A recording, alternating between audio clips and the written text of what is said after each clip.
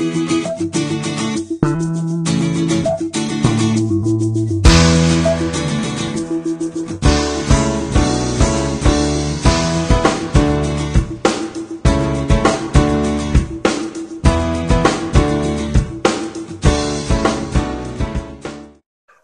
to Tribe Talk, presented by Truist. Our first show of the 2022 season is upon us. Happy New Year to everyone. And we have with us a man that has been smiling since the new year for the most part, head coach of William & Mary basketball, Dane Fisher. And first of all, Coach, thanks for taking some time. And you ended 2021, shall we say, with a bang. 2 upsets, even though both those games were in the friendly confines of Kaplan Arena, with 2 tremendous victories over Northeastern and Hofstra, 2 teams that were predicted to be in the upper echelon of this league. Let's start, if you don't mind, with the Hofstra win and taking us through maybe not the entire game, but some of the hurdles that your team had to overcome to even be in a position to win late. Well, heading into the Hofstra game, we were really concerned with their ability to shoot the ball from 3 and felt that the best way to play them was to not try to necessarily take away 3-point attempts, but to just really, really contest as best we could and hope that we could force them into some tough ones. And I thought our guys did a great job all game long.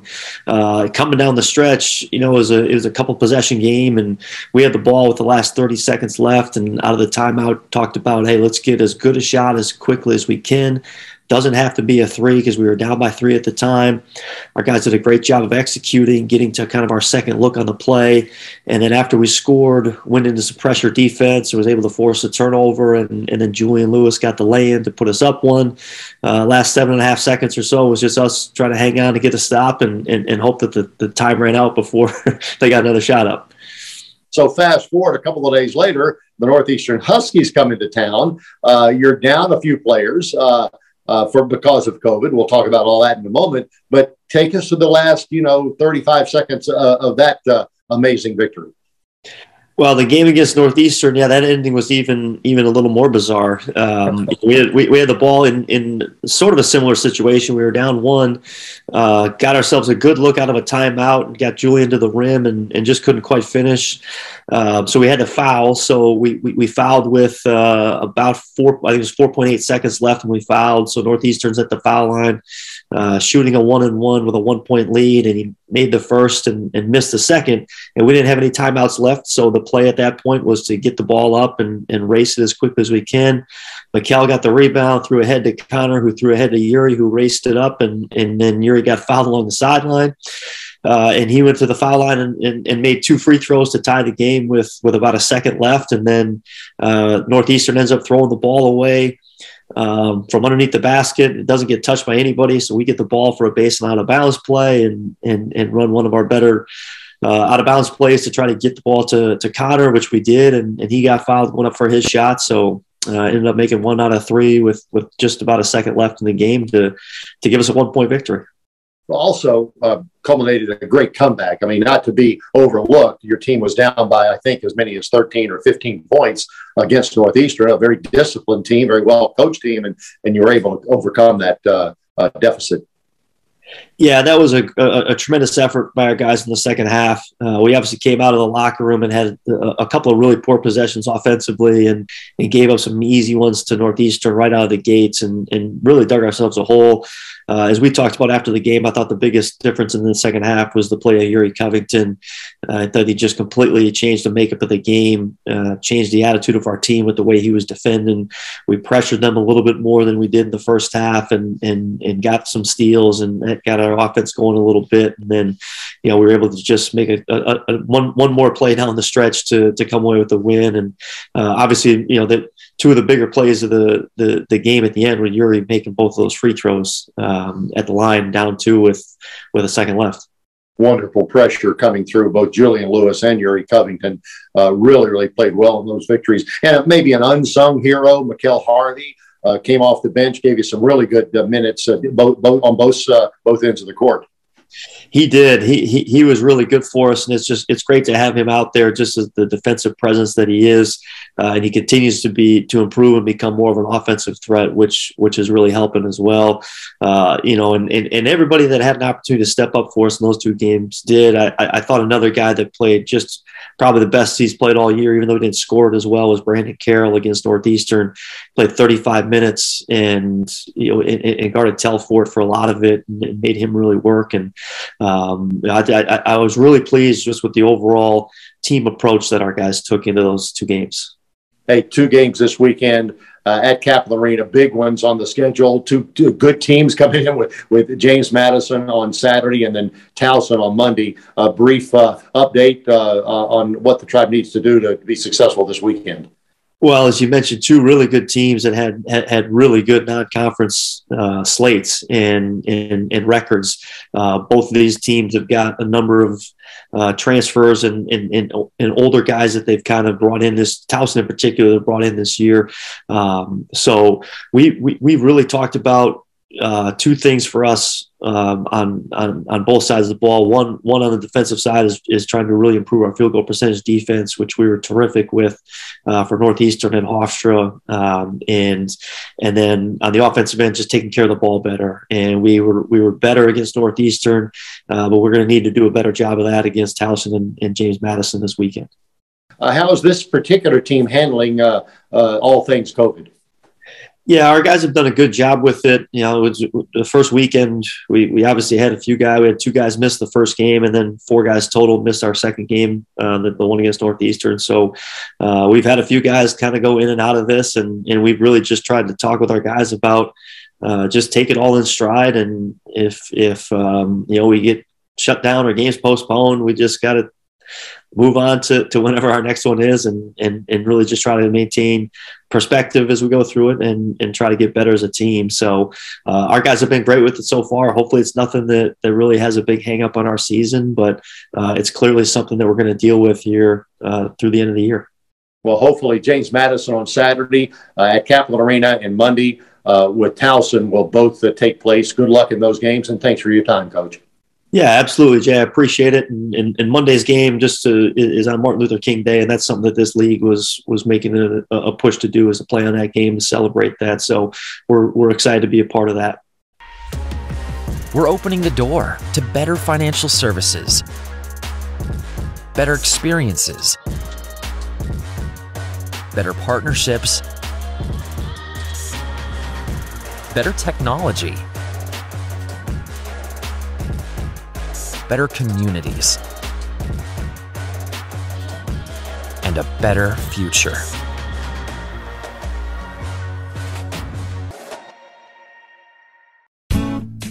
Everything you know about Colonial Heritage is true. A beautiful golf course with exquisite dining and superb event space. But this is also true. You don't have to live there to play, dine, or celebrate there. So let Colonial Heritage be your host for a round, a meal, or a gathering. It's all true. You don't have to live there to enjoy being there. At Colonial Heritage, golf memberships are available. ColonialHeritageClub.com. What does tomorrow look like? That's really up to us. By exploring what's ahead and learning from where we've been, we find ways to care and teach ourselves and others how to heal so that we can make life better by design.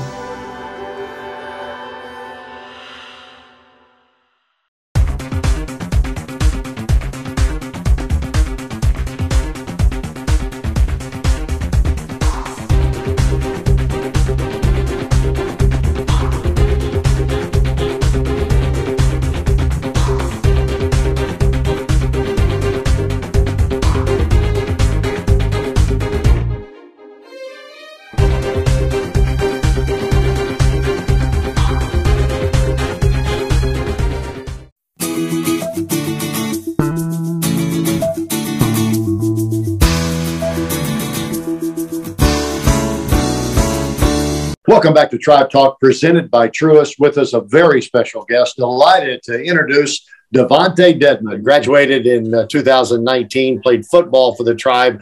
Obviously, Devontae, it's good to catch up with you. How are you doing? I'm good, man. It's good to see you. Devontae, most folks have followed your career with the Ottawa Redblacks in the CFL.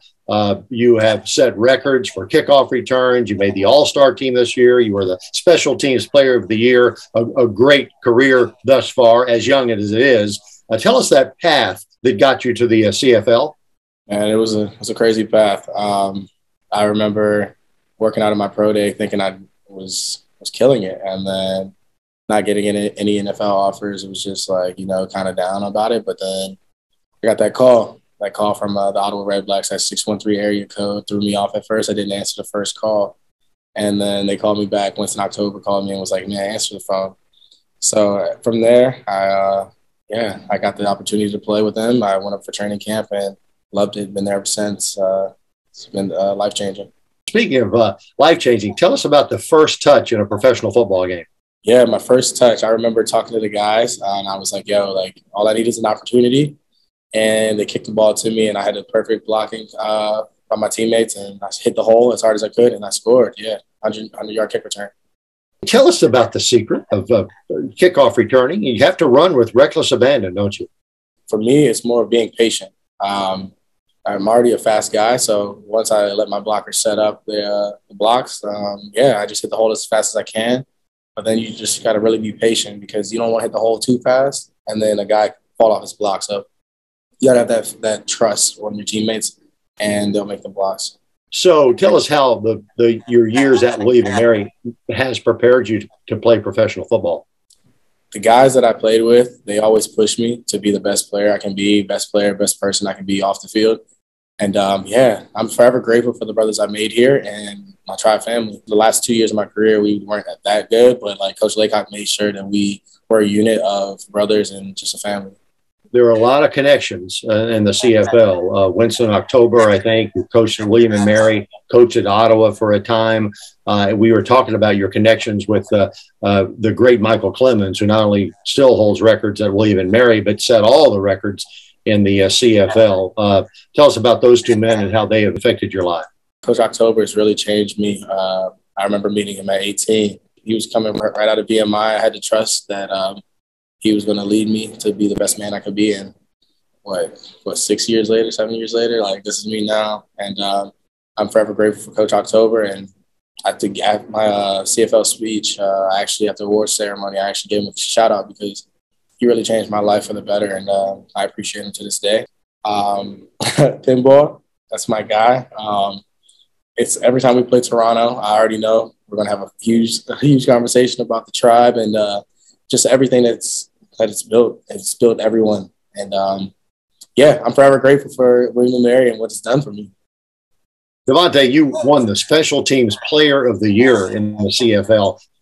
Got a call from our communications guy, and he was like, you're in the running for it. And, all my teammates all year long, they're like, get your suit, get your speech ready.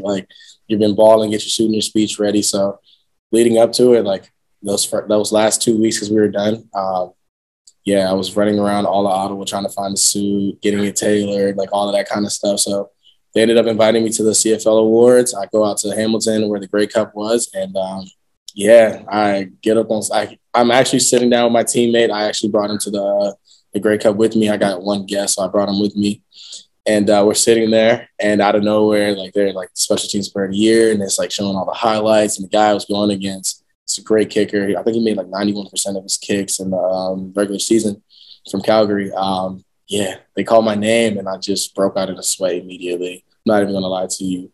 I got so nervous. I dapped everyone up. I left my phone sitting right there in the chair. Got up on stage and just felt like the lights just beaming on me. And then I could actually see pinball. And then it was crazy. The actual record holder for kick returns gave me the award, Gizmo Williams. And that was my first time meeting him. But I've heard so much about him from pinball to from Winston. It was crazy. It was a crazy experience. And I'm forever grateful for it. I found it intriguing, Devontae, in a recent article that I read that there were similarities between where you play football in Ottawa, Canada, and where you played college football here in Williamsburg. like the family aspect of everyone knowing everyone and just being around it. Like I hate leaving it, but like I love coming home as well. So I have to call it my second home. Well, this is your first home, and always remember it, Devontae Dedmon. It is a great pleasure catching up with you. We are so proud of your success in the Canadian Football League, and wish you many, many more years of success as well. And I know you and I talked about the All-In campaign to make Tribe athletes and the student athletes experience at William & Mary top notch, and I know you're all in for that as well. I'm all in with anything to help the William & Mary organization. Yeah, I'm happy to be back, man. Like I was telling them before, I have the William & Mary behind me. That's all I need, man. They've always had my back, so I appreciate it. If these times have taught us anything, it's that anything is possible, especially at our public schools.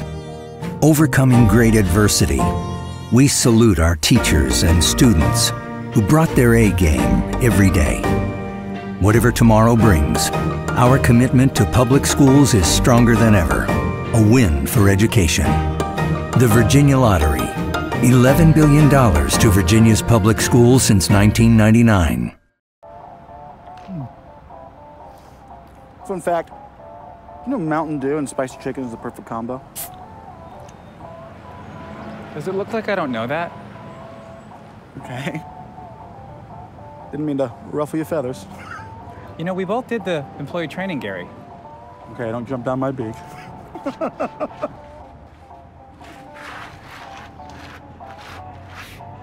Doing spicy? Do the do.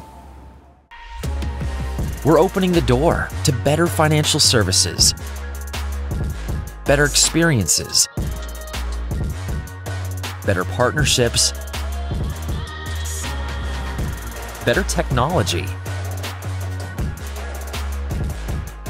better communities, and a better future.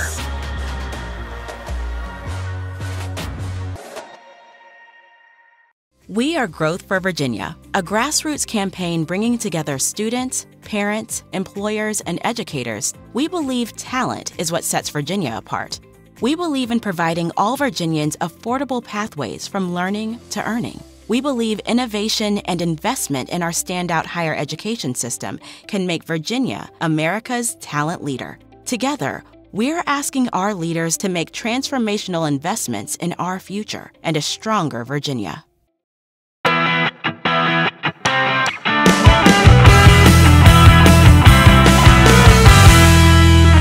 We don't necessarily have captains on our team, but we do have leaders in every class. I'll start with the freshmen. We have Sarah Cooper, we have Caroline Blatchford, and Catherine Baer. And those three are really exceptional leaders within their group, just to come in as fresh faces. In the sophomore class, we have Grace Costello and Sophia Huang, and again, great leaders, very vocal. And then we have in the junior class, Abby Carpenter, Keegan Schaefer, and Amanda Jackson, and those three are really ones that we look to be leaders as well. And then we have our seniors, Chloe Campbell and Kaylee Galata. They're not as vocal, but they are great leaders by example, and everyone looks to them to actually follow.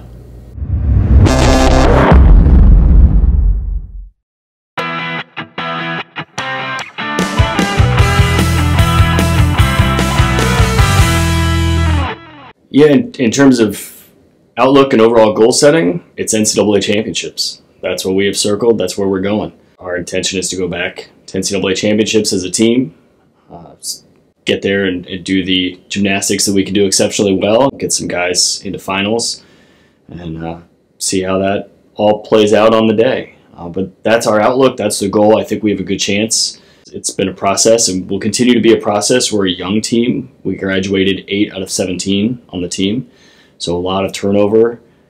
I think we're up for the challenge and the outlook's good.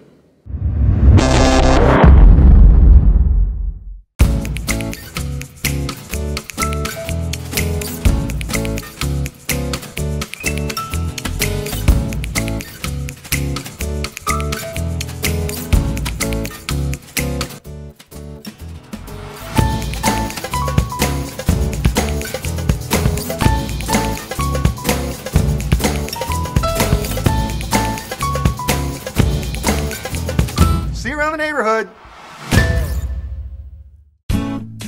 Everything you know about Colonial Heritage is true. A beautiful golf course with exquisite dining and superb event space. But this is also true. You don't have to live there to play, dine, or celebrate there. So let Colonial Heritage be your host for a round, a meal, or a gathering. It's all true. You don't have to live there to enjoy being there.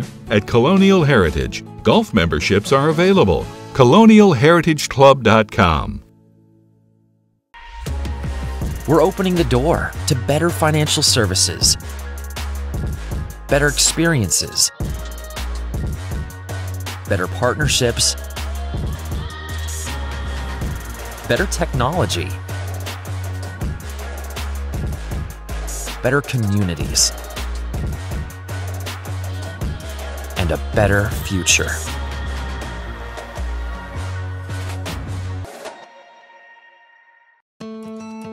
At William & Mary, we strive to be more than we are and to do more than we've ever done. Here, we do not live in the shadows of the giants of American history that we helped to shape. We stand on their shoulders, reaching higher, looking further, and leading the way forward. To be a place where history happens every day, and to be a university for the bold.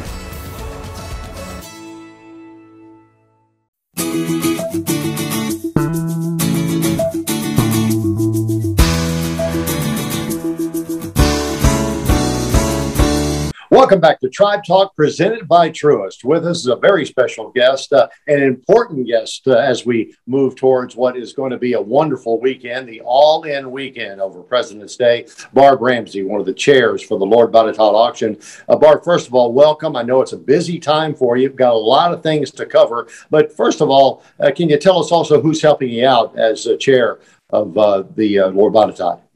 Yeah, so there are 4 chairs, if you will. There's Bobby and Patty Dwyer, Kelly Cruchy, and myself. And then we're being assisted by Peter Travis, who's Director of Special Events for Tribe Athletics, and Aaliyah Johnson. And without their help, we wouldn't be able to pull this off. We're also getting invaluable help and assistance from Gene Beal. It's a really group effort. And then we also have a committee that is taking care of the catering, the decor, patrons, outreach, item outreach. So again, it is a multi-group effort to take care of this amazing weekend that's coming up. You chose that President's Day weekend for the obvious reasons. I mean, Monday is a federal holiday. A lot of people have the day off. And so Sunday night, which we'll talk about the Lord Botetourt in a moment, but the weekend really is from Friday on through Sunday night, isn't it? Yes, it is. And in fact, we're kicking the weekend off with a reception in the Person Room on Friday night. And that'll be hosted by Brian, the newly hired athletic director. And it'll give him an opportunity to meet yet more Tribe fans and supporters who come in. And we've got athletic events throughout the weekend. We have tennis matches, lacrosse game, women's basketball games, men's basketball games. So there'll be something for everyone to really celebrate all of the great student athletes that we have here at William & Mary. And then special recognition to Millie West, I understand, on Sunday morning, and then culminating after the women's basketball game on Sunday afternoon with the Lord Botetourt auction. So let's get to that, because I know tribeauction.com is the site to go to for all the information, sign-ups, what's going to be on sale, all those kind of things. It's been a great event, one of the premier events for Tribe fans to get together for many, many years. Barb, tell us, first of all, where the event's going to be located. So we're really excited to bring the auction back on campus to the newly expanded spectacular Alumni House. I think everyone will be really pleased with the site and being able to gather in person at the Alumni House. It starts at 5:30 on Sunday the 20th. As you mentioned, registration for all events is going to be on tribeauction.com, and we'll keep people updated with how things are going to go, additional events, anything that might need to be explained and just relayed to the audience. and we certainly encourage people to sign up. The more the merrier. We want people at the event. It creates excitement. It's a fun evening. You get to hang out with friends. And by the way, some pretty good appetizers going on as well. But with that aside, I understand you've also decided, like last year's event, you can attend virtually. Right. So I think all of us have learned over the past couple years a couple key words: flexibility and adaptability. I mean, we never know exactly what's going to happen from day to day. And so we just, again, urge everyone to stay tuned and keep tabs on the website, because all of the latest information about the event will be posted there. And we also urge people to be patient because, again, this is all a fluid situation. And so we have to, sort of bide our time and see how things progress over the next few weeks. But as you mentioned, we had a very successful auction, thanks partially to you and to everyone who participated in March of 2021. And we're looking forward to a very successful auction again this year. A lot of folks are wondering if Bobby Dwyer is still going to be the auctioneer. Yes, I was just going to say that Bobby is going to be the premier auctioneer, as he always is. And we've already got some great live items. We're rounding up some silent auction items. And thanks to you for donating your item yet again for 2022. It was a big hit in 21. And we also welcome patrons, those who want to financially support the auction. On the website, again, tells you to contact Peter Travis, and it gives his phone number and his email address if people want to donate an item or want to become a patron.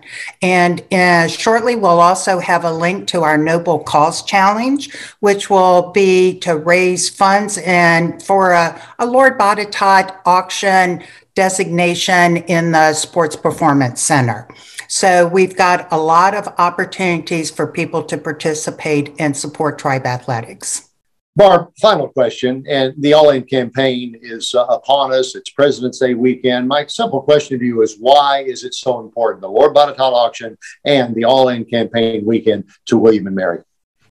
So to William and Mary, and for me personally, it's all about the student athletes. We have such an amazing cadre of students who come here and give up their time. They compete. They graduate, they go on to amazing careers in all subject matter. Some of them continue their sporting competitions. Some of them go into different fields. In fact, I got a text last night from a former track star who's working for Zoom, and she and I stay in touch. And for me, that's what it's all about, the relationships and doing what I can and what we all can to foster their time here at William and Mary and beyond. Barb Ramsey has been our guest, one of the chairs of this year's Lord Botetourt auction, coming up on President's Day weekend, Sunday night at the newly renovated Alumni House on the campus of William and Mary. TribeAuction.com is the place to go for all the information. Barb, want to end it with a resounding Go Tribe on 3, 2, 1. Go Tribe!